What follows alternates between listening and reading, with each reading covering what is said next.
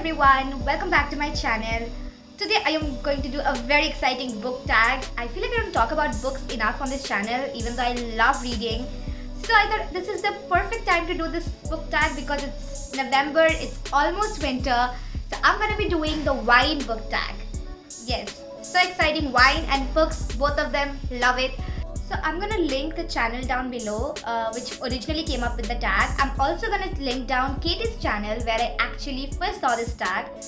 It's actually a pretty old tag, but I just always wanted to do this. So now that I'm doing proper YouTube, I thought this was the perfect time. So I have my wine here, I have my books over there.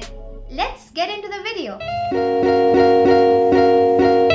So the first question is box wine. A book that people will judge you for liking, but you like it anyway. So for this, I actually went with a very controversial book, and that is The Catcher in the Rye by J.D. Salinger. Okay, two things. A, I don't like this book. I love this book. And B, judge me all you want. It's a great book. Next is The Organic Wine. A book that doesn't have any added crap in it and is just written perfectly. So there are so many books that I could have gone for this, but I just wanted to choose something that I feel like everyone should just read it once, and that's The Haunting of Hill House by Shirley Jackson.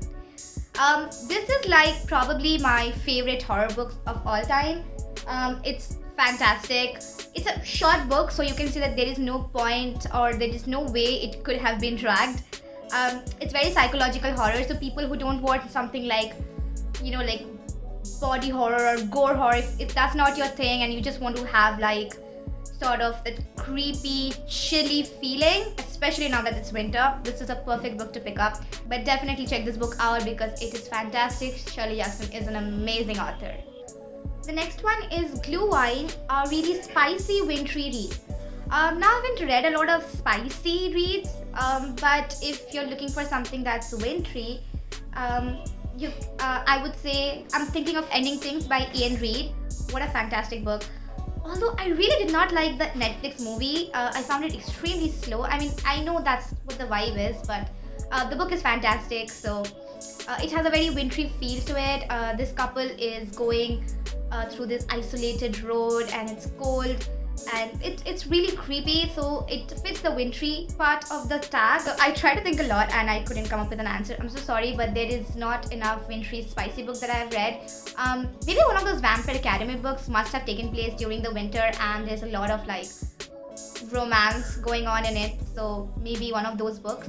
But yeah, I would suggest, just for the winter vibes, I would suggest No Exit, and I would suggest I'm Thinking of Ending Things by Ian Reid.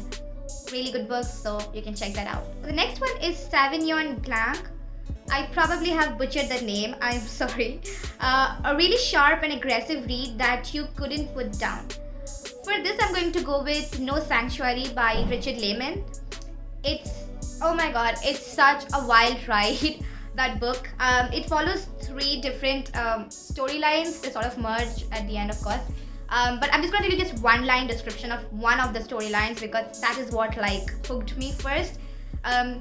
This girl, she likes taking vacation, except she likes breaking into people's house and living there when she knows that there's no one in the house. And what are the chances that she breaks into a serial killer's house?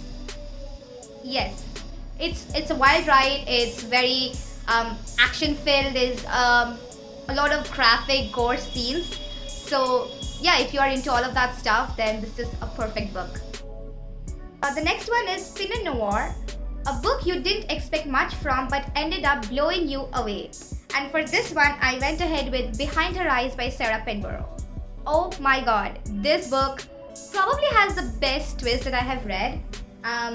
It's fantastic. I mean, I have been trying to find another book that has an equally amazing twist, and I haven't been able to find one. This is about a woman who sort of meets this guy, and it's sort of like an instant connection, and then she goes to the office next day and finds that, well, that guy is her boss, and of course the boss has a wife. And then she gets caught into this very complicated situation with the boss and the wife and things like that. And I don't want to say too much because you have to go into it just as much blind as possible. It's really good. I mean, if you haven't read it, this is the first book that you should be picking up. The next one is Chardonnay, a good summer read that was super zesty. For this one, I actually cheated and added 2 books on the list because I just felt like both needs to be talked about. So the first one is Can You Keep a Secret by Sophie Kinsella.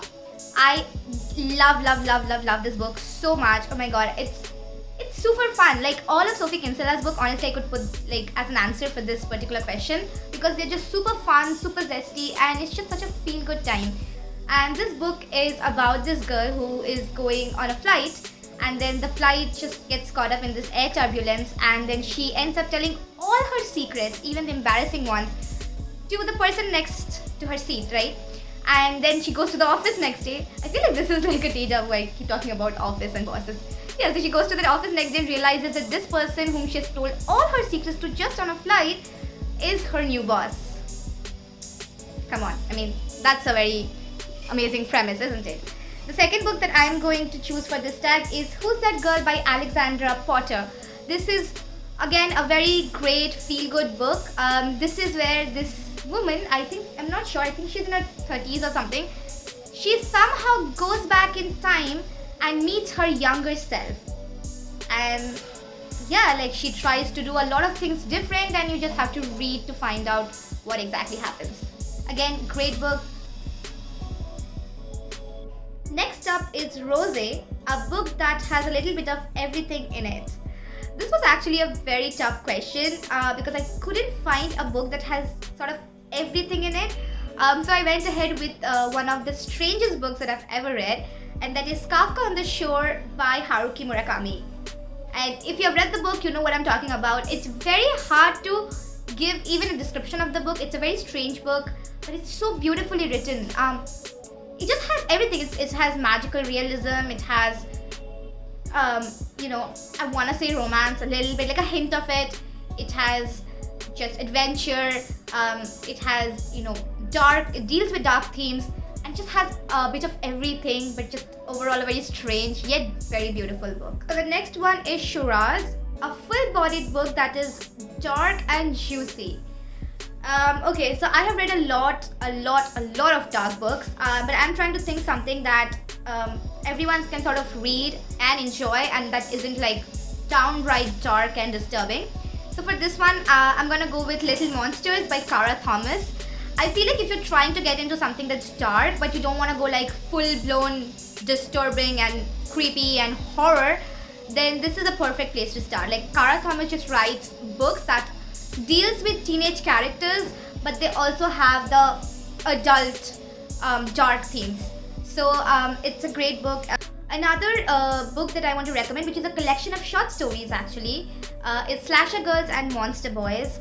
This is actually contains the short stories from a lot of different authors like Leigh Bardugo, J. Christoph, a lot more other famous authors, and the story by J. Christoph in particular is absolutely fantastic. It's dark and delicious and juicy, and it's perfect.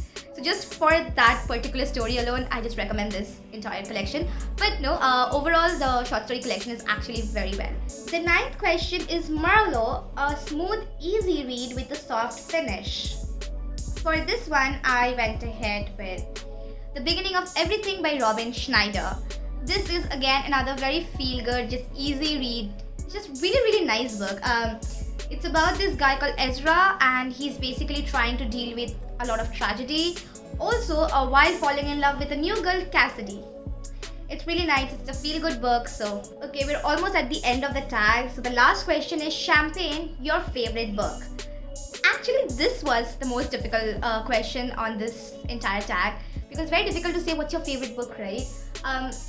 Actually, I did mention 2 of my very loved books. One is Catcher in the Rye and one is Haunting of Hill House. I've already talked about them, so I'm not going to talk about them again. I do want to mention The Outsiders by S.E. Hinton, which I feel like it's such a simple story, but it deals with so many powerful themes. And it's a coming-of-age story, and it's very beautifully written. If I have to talk about different genre, in fantasy genre, I love anything that's written by Cassandra Clare. Mortal Instruments series is great, The Infernal Devices is great.